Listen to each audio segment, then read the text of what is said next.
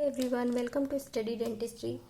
तो आज हम लोग पढ़ेंगे जॉन्डिस, ठीक है, और बिलीरुबिन का मेटाबॉलिज्म।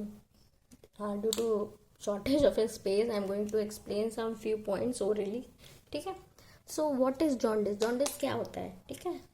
हम सबको पता है जॉन्डिस तब हम के होता है जब बिलीरुबिन का लेवल बढ़ जाता है, लेकिन कितना बढ़ जाता है, ठीक है। नॉर्मल जो बिलीरुबिन का लेवल होता है it is 0.5 to 1.5 milligram percent, ठीक। और ये नॉर्मल सेरम बिलीरुबिन का लेवल, लेकिन जब ये 2 मिलीग्राम परसेंट से बढ़ जाता है तब हम कंसीडर करते हैं कि द पेशेंट हैज जॉन्डिस, ठीक। सो जॉन्डिस का दूसरा नाम क्या होता है? इक्टेरिस होता है। आपकी मेडिसिन की जो बुक है उसमें 0.3 टू 1 मिलीग्राम पर डेसीलीटर लिखा है, that is also right, okay. See, आपने जॉन्डिस पेशेंट्स में देखा होगा उनकी आई का कलर येलोइश होने लगता है। ऐसा क्यों होता है? क्योंकि जो स्क्लेरा होता है, sclera have very high affinity for bilirubin, okay. Why? Because it has rich elastin content. उसका जो स्क्लेरा का इलास्टिन कंटेंट बहुत रिच है, इसलिए स्क्लेरा में सबसे ज़्यादा बिलीरुबिन का लेवल देखने को मिलता है। आप कह सकते हैं स्क्लेरा में सबसे ज़्यादा बिलीरुबिन देखने को मिलता है, इसीलिए वो येलोइश लगती है, ठीक है। और लेकिन स्क्लेरा में कब देखने को मिलेगा? जब आपका जॉन्डिस 3 मिलीग्राम पर डेसीलीटर से ज़्यादा होगा, ठीक है। अगर नॉर्मल रेंज में है या थोड़ा सा ज़्यादा है तब आपको नहीं, जब 3 मिलीग्राम परसेंट से ज़्यादा होगा तब आपको स्क्लेरा में जॉन्डिस के सिम्टम्स देखने को मिलेंगे, ठीक है। Now come to the metabolism of bilirubin, ठीक है। कैसे बिलीरुबिन का लेवल, किस तरह से जॉन्डिस होता है, किस तरह से बिलीरुबिन वर्क करता है, क्या इसका मेटाबॉलिज्म है, वो आपको समझना बहुत ज़रूरी है, ठीक है। तो सबसे पहले स्टार्ट करते हैं। Here it is, start is written, right. So we all know we have red blood cells in our blood, ठीक। लेकिन रेड ब्लड सेल्स का आपको पता है एक टाइम पीरियड होता है, लाइफ स्पैन होता है, वो कितना होता है? 120 डेज का। 120 डेज का लाइफ स्पैन होता है, ठीक है। And after completing their life cycle, जो रेड ब्लड सेल्स हैं जब इनकी लाइफ साइकिल कंप्लीट हो जाती है 120 डेज की, तो ये क्या होती हैं? डिस्ट्रॉय होती हैं। जैसे कि कुछ ऑर्गन्स में डिस्ट्रॉय होना शुरू कर देती हैं, जैसे स्प्लीन और लिवर में, ठीक है। जहाँ पे क्या होते हैं? बहुत सारे मैक्रोफेजेस होते हैं, है ना। बहुत सारे डिफरेंट तरह के मैक्रोफेजेस होते हैं। स्प्लीन को क्या कहते हैं? Graveyard of RBCs. जो डेड आरबीसीज होती हैं वो स्प्लीन में स्टोर होती है, तो वहाँ पे ढेर सारे मैक्रोफेजेस भी होते हैं जो क्या रिलीज करते हैं? हेमोग्लोबिन रिलीज करते हैं इन आरबीसीज, ठीक। लिवर एंड स्प्लीन जो रेड ब्लड सेल्स होती हैं, after completing their life cycle they destroyed in organs like liver and spleen which contain different macrophages, so it releases hemoglobin in the red blood cells, ठीक।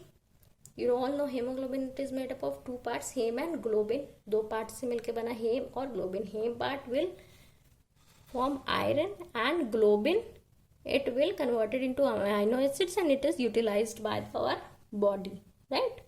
Now the heme part is converted into, first it will convert into biliverdin। सबसे पहले ये convert होगा biliverdin में, किसकी presence में? Hemo oxygenase enzyme की present में it will convert into biliverdin, ठीक। देन biliverdin is converted into bilirubin। sorry, I have not written the enzyme here, it is, what happened to this, it is biliverdin reductase, ठीक है। Biliverdin reductase की presence में bilirubin में convert होगा, जो कि किस फॉर्म में है? यहाँ पे अनकॉन्जुगेटेड फॉर्म में। अनकॉन्जुगेटेड का मतलब होता है which is not water soluble, है ना। वाटर सोल्यूबल तो है नहीं। अब कोई भी चीज पानी के साथ जा रही है तो वो इजिली चली जाएगी, है ना। और जो वाटर सोल्यूबल नहीं है उससे जाने में दिक्कत होगी, तो इसको तो क्या चाहिए?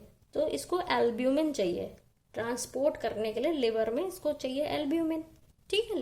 एल्ब्यूमिन चाहिए इसको ताकि ये लिवर में ट्रांसपोर्ट हो सके बिलीरुबिन, ठीक। तो आप क्या करेगा? और दूसरी बात ये अनकॉन्जुगेटेड है। Unconjugated means it is not water soluble, then it will require glucuronic acid to convert it into conjugated bilirubin, ठीक है। तो बिलीरुबिन जब ग्लूकोयूरोनिक एसिड के साथ कन्वर्ट होगा then it will converted into conjugated bilirubin, जो कि वाटर सोल्यूबल है। ये क्या है? ये वाटर सोल्यूबल है, ठीक है। Then the conjugated bilirubin will go into the duodenum, ठीक है, हमारे ड्यूडेनम में जाएगा, और ड्यूडेनम में विच पार्ट में, कोलोन में, ठीक है। और आपको भी पता है कोलोन में बहुत सारे माइक्रो ऑर्गेनिजम्स होते हैं, ठीक है, बिलीरुबिन पे एक्ट करेंगे बहुत सारे micro organisms. Then it will converted into urobilinogen and stercobilinogen, ठीक है, urobilinogen and stercobilinogen. Stercobilinogen will excreted in faeces, ठीक है, फीसेस में एक्सक्रीट होता है मोस्टली ऑफ येलो कलर, ठीक है। And the 10 to 15% and the 10 to 15% remaining 10 to 15% remaining with reabsorbed in blood, जो ब्लड में रीअब्जॉर्ब हो जाके कहाँ जाएगा, लिवर में जाएगा। सो ऐसे पूरा प्रोसेस चलता है बिलीरुबिन का, ठीक है। और लिवर में जाने के बाद भी क्या होता है, कुछ परसेंटेज जो होता है वो जो रीअब्जॉर्ब कंपाउंड से कुछ परसेंटेज जो होता है जब किडनी में पहुंच जाता है और यूरिन में एक्सक्रीट होता है, तब उसे हम कहते हैं इंटेरोहेपेटिक सर्कुलेशन, ठीक है, वो इसके आगे का प्रोसेस है। So this is all about the metabolism of bilirubin. I hope you all will understand this. Okay, thank you so much and please do subscribe my channel.